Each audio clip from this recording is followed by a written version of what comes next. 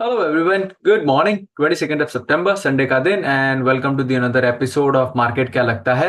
Well, ये week में क्या हुआ? सो एज एक्सपेक्टेड यूएस ने 50 बेसिस पॉइंट रेट कट किया। इसकी वजह से क्या इंपैक्ट आया इंडियन इक्विटी मार्केट पर एंड ग्लोबल इक्विटी मार्केट पर? सबसे पहले इंडियन इक्विटी मार्केट में नया हाई बनाया। क्यों?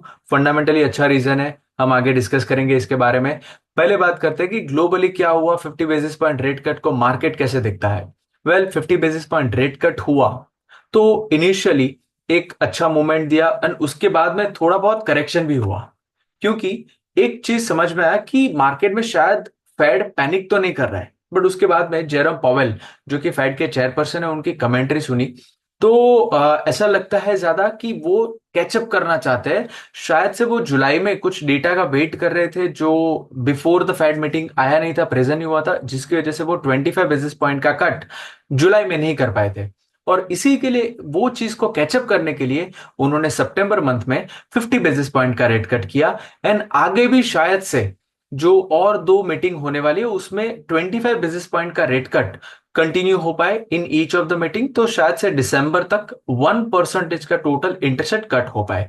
इससे फर्क क्या पड़ता है मार्केट के लिए?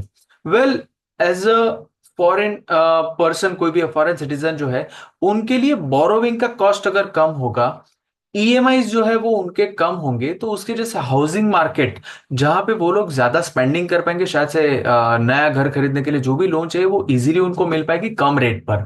दूसरा, ऑटो, कार या फिर कोई भी और स्पेंडिंग है, डेट बेस्ड स्पेंडिंग है या फिर लोन पे जो लोग चीजें खरीदते हैं, तो वो लोग ज्यादा स्पेंडिंग कर पाएंगे। अब बात करते हैं बिजनेस पर्सपेक्टिव से क्या फर्क पड़ता है। वे लोन के रेट ऑफ कोर्स कम होंगे, तो उसकी वजह से जो बिजनेस के एक्सपेंशन के प्लान थे वो अच्छे से वो एग्जीक्यूट कर पाएंगे अच्छे खासे प्रॉफिटेबिलिटी के साथ। इंडिया को इससे क्या फर्क पड़ता है? वेल, इंडिया की बहुत सारी companies, IT company specifically, US के बहुत सारी कंपनीज को वर्क जो है वो कंप्लीट करके देती है, right? So Indian IT industry के लिए ये शायद से एक पॉजिटिव न्यूज हो सकती है। और अब बात करते हैं इंडियन इक्विटी मार्केट में क्या हुआ।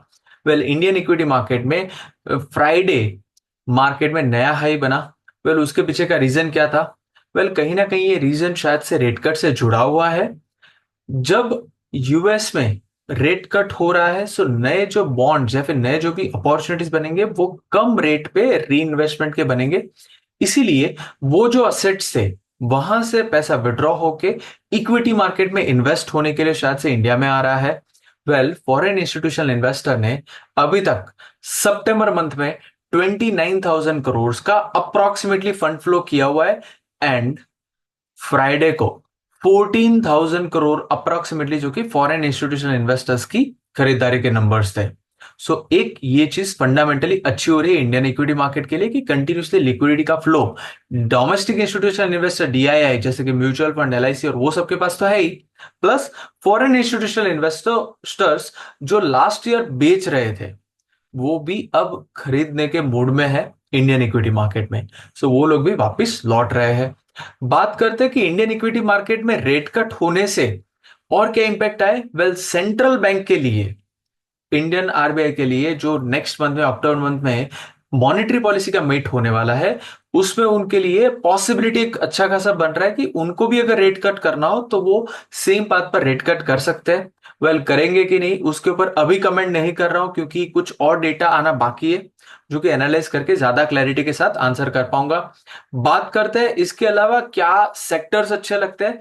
वेल, जैसे हमने लास्ट टाइम डिस्कस किया था, एफएमसीजी, फार्मास्यूटिकल, आईटी, टेलीकॉम, ये सारे सेक्टर्स अच्छे दिख रहे हैं। स्पेसिफिकली कौन से बिजनेसेस है जहां पे आगे जाके ये जो फंड्स, मेजर जो फॉरेन इंस्टीट्यूशनल इन्वेस्टर्स का पार्क हो रहा है वो आ सकता है। वेल, शायद से large and mid cap sectors की, मिड कैप जो कंपनीज है उसमें से भी क्वालिटी बिजनेसेस।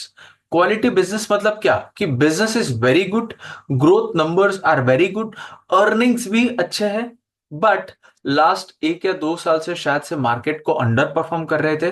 वैसे सेक्टर्स और वैसे बिजनेसेस में अच्छा खासा पैसा इनफ्लो हो सकता है। So basically to summarise, valuation is the key, must keep in mind. आज का डिस्कशन यहीं तक रखते हैं। Thank you all for watching. Share it with someone who may need it.